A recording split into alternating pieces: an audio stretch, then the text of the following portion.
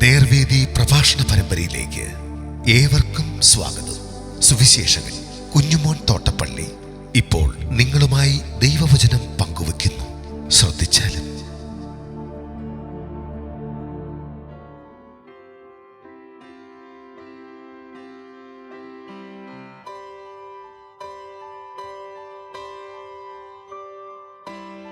ദൈവരാജ്യം നേടാൻ വേണ്ട ത്യാഗം. ദൈവനാമത്തിന് മഹത്വം ഉണ്ടാകട്ടെ. മത്തായി എഴുതിയ സുവിശേഷം 19-ാം അധ്യായത്തിന്റെ 23 മുതൽ 30 വരെയുള്ള വാക്യങ്ങൾ ഞാൻ വായിക്കുന്നത് ശ്രദ്ധിച്ചാലും. യേശു തന്റെ ശിഷ്യന്മാരോട്, ധനവാൻ സ്വർഗരാജ്യത്തിൽ കടക്കുന്നത് പ്രയാസം തന്നെ എന്ന് ഞാൻ സത്യമായിട്ട് നിങ്ങളോട് പറയുന്നു. ധനവാൻ ദൈവരാജ്യത്തിൽ കടക്കുന്നതിനേക്കാൾ ഒട്ടകം സൂചിക്കുഴയിലൂടെ കടക്കുന്നത് എളുപ്പം എന്നും ഞാൻ നിങ്ങളോട് പറയുന്നു. അത് കേട്ട് ശിഷ്യന്മാർ ഏറ്റവും വിസ്മയിച്ചു. എന്നാൽ രക്ഷിക്കപ്പെടുവാൻ ആർക്ക് കഴിയും എന്ന് പറഞ്ഞു. യേശു അവരെ നോക്കി, അത് മനുഷ്യർക്ക് അസാധ്യം, എങ്കിലും ദൈവത്തിന് സകലവും സാധ്യം എന്ന് പറഞ്ഞു. പത്രോസ് അവനോട്, ഞങ്ങൾ സകലവും വിട്ട് നിന്നെ അനുഗമിച്ചുവല്ലോ, ഞങ്ങൾക്ക് എന്ത് കിട്ടും എന്ന് ചോദിച്ചു. യേശു അവരോട് പറഞ്ഞത്, എന്നെ അനുഗമിക്കുന്ന നിങ്ങൾ പുനർജനനത്തിൽ മനുഷ്യപുത്രൻ തന്റെ മഹത്വത്തിന് സിംഹാസനത്തിൽ ഇരിക്കുമ്പോൾ നിങ്ങളും 12 സിംഹാസനങ്ങളിൽ ഇരുന്ന് ഇസ്രായേൽ ഗോത്രം 12-നെയും ന്യായം വിധിക്കും എന്ന് ഞാൻ സത്യമായിട്ട് നിങ്ങളോട് പറയുന്നു. എന്റെ നാമനിമിത്തം വീടുകളെയോ സഹോദരന്മാരെയോ സഹോദരികളെയോ അപ്പനെയോ അമ്മയെയോ മക്കളെയോ നിലങ്ങളെയോ വിട്ടുകളയുന്നവർ എല്ലാം 100 മടങ്ങ് ലഭിക്കും. അവർ നിത്യജീവനെയും അവകാശമാക്കുമെങ്കിലും മുമ്പന്മാർ പലരും പിമ്പന്മാരും പിമ്പന്മാർ മുമ്പന്മാരും ആകും.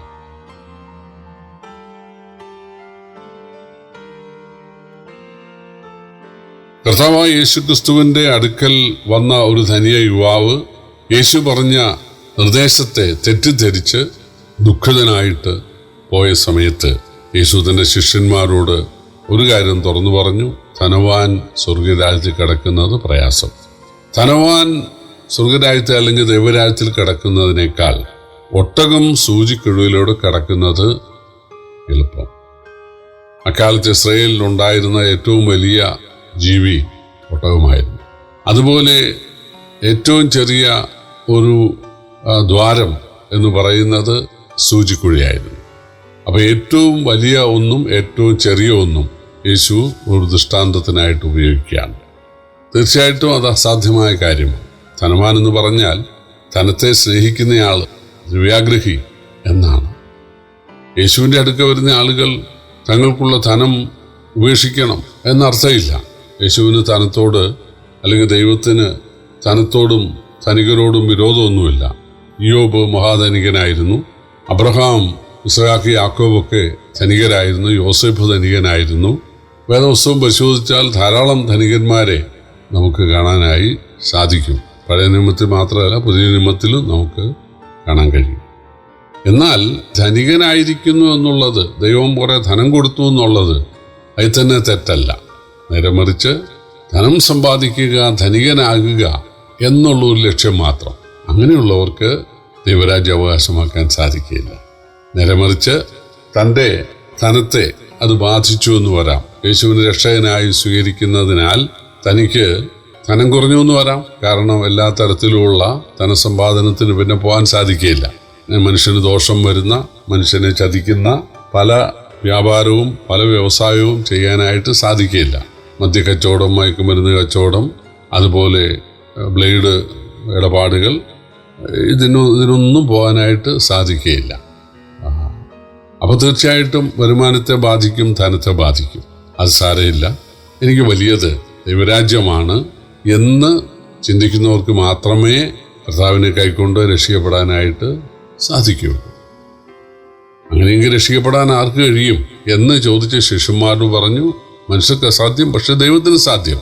കാരണം ദൈവം അവർക്ക് ധനത്തെക്കാൾ അല്ലെങ്കിൽ തങ്ങളുടെ സുഖത്തെക്കാൾ ദൈവത്തെ സ്നേഹിക്കാനുള്ള ഒരു മനസ്സ് അവർക്ക് നൽകുകയാണ്. അതാണ് ദൈവത്തിന് സാധ്യം എന്ന് പറഞ്ഞത്. പത്രോസ് ചോദിച്ചു, ഞങ്ങളെല്ലാം വിട്ട് നിന്നെ അനുഗമിച്ചു എന്ന് പറഞ്ഞാൽ അവരുടെ ഉപജീവന മാർഗവും ധനസമ്പാദന മാർഗവും ഒക്കെ ആയിരുന്ന പടകും വലയും ഒപ്പം അവർ സ്നേഹിച്ചിരുന്ന അവരുടെ യഹൂദമതത്തെയും മതപുരോഹിതന്മാരെയും അല്ലെങ്കിൽ അവരുടെ ബന്ധുക്കളെയും ഒക്കെ അവര് പരിത്യജിച്ചുകൊണ്ടാണ് യേശുവിനെ സ്നേഹിച്ചത്. ഞങ്ങൾക്ക് എന്ത് കിട്ടും? യേശു പറഞ്ഞു, പുനർജനനത്തിങ്കൽ അല്ലെങ്കിൽ ദൈവരാജ്യത്തിങ്കൽ ഞാൻ ഭരിക്കുമ്പോൾ നിങ്ങളും എന്നോടുകൂടെ ഭരിക്കുന്നവരായിരിക്കും. 12 സിംഹാസനങ്ങളിൽ ഇരുന്ന് നിങ്ങൾ ഇസ്രായേൽ ഗോത്രം 12നെയും ന്യായം വിധിക്കും എന്നാണ് യേശു പറഞ്ഞത്. അതേ തുടർന്ന് യേശു പറഞ്ഞു, എന്റെ നിമിത്തം അപ്പനെയോ അമ്മയെയോ ഭാര്യയെയോ മക്കളെയോ നിലങ്ങളെയോ ഉപേക്ഷിക്കുന്നവർക്ക് ഇവിടെ 100 മടങ്ങ് ലഭിക്കാനിടയായിത്തീരും. തീർച്ചയായിട്ടും ആത്മരക്ഷ നേടണമെങ്കിൽ അപ്പനേക്കാൾ ദൈവത്തെ സ്നേഹിക്കണം, അമ്മയേക്കാൾ ദൈവത്തെ സ്നേഹിക്കണം, ഭാര്യ അല്ലെങ്കിൽ ഭർത്താവിനേക്കാൾ, മക്കളെക്കാൾ, സഹോദരന്മാരെക്കാൾ, സഹോദരിമാരെക്കാൾ ദൈവത്തെ സ്നേഹിക്കണം. നിലത്തേക്കാൾ തങ്ങളുടെ അവകാശം, തങ്ങളുടെ കുടുംബസ്വത്ത് അതൊക്കെ ചിലപ്പോൾ തന്നു എന്ന് വരികയില്ല. അതെല്ലാം വേണ്ട എന്ന് വെക്കാനുള്ള ഒരു മനസ്സ് നമുക്ക് വേണം. പല ആളുകളും യേശുവിൻ്റെ സുവിശേഷം കേട്ട് ബോധ്യപ്പെട്ടിട്ടുണ്ടെങ്കിലും സ്നാനപ്പെട്ട് സഭയോട് ചേരാത്തത് അവരുടെ അപ്പനതിന് ഇഷ്ടമല്ല, അമ്മയ്ക്ക് ഇഷ്ടമല്ല, സഹോദരങ്ങൾക്ക് ഇഷ്ടമല്ല, അല്ലെങ്കിൽ ഭാര്യയ്ക്ക് ഇഷ്ടമല്ല, ഭർത്താവിന് ഇഷ്ടമല്ല, മക്കൾക്ക് ഇഷ്ടമല്ല. അപ്പോൾ ഭാര്യയെയും ഭർത്താവിനെയും അല്ലെങ്കിൽ മക്കളെയും മാതാപിതാക്കളെയും ഒക്കെ ദൈവത്തെക്കാൾ സ്നേഹിക്കുന്നത് കൊണ്ടാണ് അവര് ആത്മരക്ഷ, നിത്യജീവൻ വേണ്ടെന്ന് വെക്കുന്നതും യേശുവിനെ കൈക്കൊണ്ട് സ്നാനപ്പെടാതെ സഭയോട് ചേരാതെ ഇരിക്കുന്നത്. തീർച്ചയായിട്ടും ദൈവരാജ്യ പ്രവേശനത്തിന് ഒരു ത്യാഗം ആവശ്യമാണ്. നമ്മൾ ദൈവത്തിന് പണമൊന്നും കൊടുക്കേണ്ട ആവശ്യമില്ല. നമ്മളിൽ നിന്ന് പിരിവെടുക്കാനും സ്വത്രാഴ്ച എടുക്കാനും അല്ല യേശു വന്നത്. യേശു തൻ്റെ ജീവനായ രക്തം നമുക്ക് വേണ്ടി ഊറ്റിത്തരാനാണ് വന്നത്. ആ സ്നേഹം മനസ്സിലാക്കിക്കൊണ്ട് നാം എന്ത് ചെയ്യണം? നമ്മൾ കർത്താവിനെ തിരിച്ച് സ്നേഹിക്കണം. അപ്പനേക്കാൾ കർത്താവിനെ സ്നേഹിക്കണം, അമ്മയേക്കാൾ കർത്താവിനെ സ്നേഹിക്കണം, ഭാര്യയേക്കാൾ അല്ലെ ഭർത്താവിനേക്കാൾ കർത്താവിനെ സ്നേഹിക്കണം, മക്കളെക്കാൾ സഹോദരങ്ങളെക്കാൾ കർത്താവിനെ സ്നേഹിക്കണം. നമ്മുടെ കുടുംബസ്വത്തിനേക്കാൾ, നമുക്ക് ലഭിക്കാൻ സാധ്യതയുള്ള കുടുംബവീതം അതിനേക്കാൾ കർത്താവിനെ സ്നേഹിക്കാൻ നമ്മൾ തയ്യാറായാൽ കർത്താവ് നമുക്ക് തീർച്ചയായിട്ടും ദൈവരാജ്യം തരും. കർത്താവിനെ സ്നേഹിക്കുക എന്നുള്ളതാണ് വേണ്ടത്. ചില ആൾ വിചാരിക്കുന്ന യേശുവിനെ വിശ്വസിച്ചാൽ മതി എന്നാണ്. യേശുവിനെ വിശ്വസിക്കുക എന്നുള്ളത് അതൊരു അറിവിലൊതുങ്ങുന്നതാണ്. യേശു ജനിച്ചു, ജീവിച്ചു, മരിച്ചു, അടക്കപ്പെട്ടു, ഉയർത്തു, സ്വർഗാരോഹണം ചെയ്തു, വീണ്ടും വരും, ഇത് അറിവാണ്. എന്നാൽ സ്നേഹിക്കുക എന്ന് പറയുന്നത് അത് ചെലവുള്ള കാര്യമാണ്. യേശു പറഞ്ഞു, 2 യജമാനന്മാരെ സ്നേഹിക്കാൻ ഒരാൾക്ക് സാധിക്കത്തില്ല, ഒരാളെ പകച്ച് മറ്റവനെ സ്നേഹിക്കണമെന്ന്. അപ്പോൾ നമ്മൾ യേശുവിനെ സ്നേഹിക്കണമെങ്കിൽ അതുവരെ നമ്മൾ സ്നേഹിച്ചിരുന്ന പാപത്തെ മാത്രമല്ല, അന്ധവിശ്വാസങ്ങളെ, അനാചാരങ്ങളെയും മതത്തെയും മതപുരോഹിതന്മാരെയും കുടുംബാംഗങ്ങളെയും കൂടെ 2ാം സ്ഥാനത്തേക്ക് മാറ്റിയാൽ മാത്രമേ ദൈവത്തെ 1ാം സ്ഥാനത്ത് പ്രതിഷ്ഠിക്കാനായിട്ട് നമുക്ക് സാധിക്കുകയുള്ളൂ.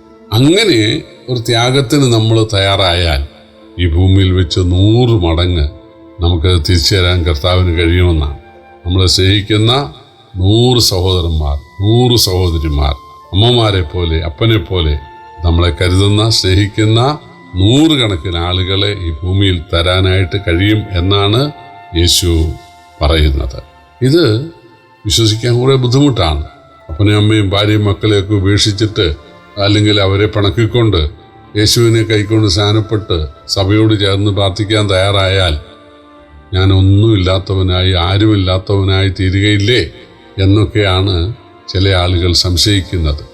സംശയിക്കുന്ന മനുഷ്യർക്ക് അനുഗ്രഹം നേടാൻ സാധിക്കില്ല. നേരെ മറിച്ച് എന്നെ വിളിക്കുന്നത് സൃഷ്ടാവും പരിപാലകനും രക്ഷിതാവും സർവശക്തനും സർവജ്ഞാനിയും സർവവ്യാപിയുമായ ദൈവമായ യേശുവാണ് എന്നെ വിളിച്ചിറക്കുന്നത്. എന്നെ പുലർത്താനും അനുഗ്രഹിക്കാനും മാനിക്കാനും യേശുവിന് കഴിയും എന്ന് വിശ്വസിക്കാൻ തയ്യാറാണ്. യേശു നമുക്ക് മരണശേഷം സ്വർഗം മാത്രം തരുന്നവനല്ല, ഈ ഭൂമിയിലും നമ്മളെ മാനിക്കുന്നവനാണെന്ന് യേശു ഇവിടെ വ്യക്തമാക്കിയിരിക്കുകയാണ്. ഇതിലേറെ എന്ത് ചെയ്യണം? ഇത് ഈ ലോകത്ത് കോടിക്കണക്കായ ആളുകൾ അനുഭവിച്ച കാര്യമാണ്. ആദ്യകാലത്ത് ഞെരുക്കം ഉണ്ടാകും, ബുദ്ധിമുട്ടുണ്ടാകും, പരിഹാസം ഉണ്ടാകും, നിന്ദ ഉണ്ടാകും, അത് ശരി തന്നെ. എന്നാൽ യേശു കൈപിടിച്ചുയർത്തും, യേശു മാനിക്കും. ഇതാണ് സുവിശേഷം, ഇതാണ് യേശുവിൻ്റെ മാർഗം. ദൈവം നമ്മെ സഹായിക്കട്ടെ. കർത്താവിൻ്റെ വലിയ നാമം ഇന്നും എന്നേക്കും വാഴ്ത്തപ്പെടുമാറാകട്ടെ.